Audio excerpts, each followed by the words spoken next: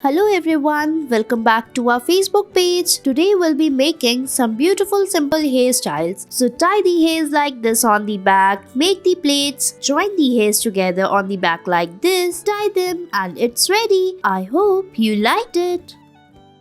Next, we will tie the hairs. First, comb it properly. Now, we will divide them into small sections like this. Make the plaits on it and then again take a small section, tie it in the same way. Join all the hairs and it's ready.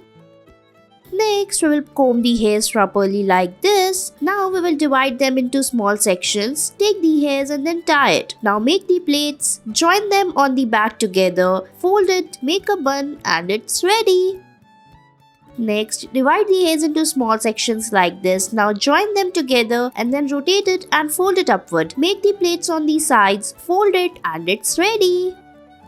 Next, tie the hairs like this on the sides. Now comb it properly like this. After that, divide them into two parts. Join them on the sides by making the plaits like this. Tie them together and it's ready.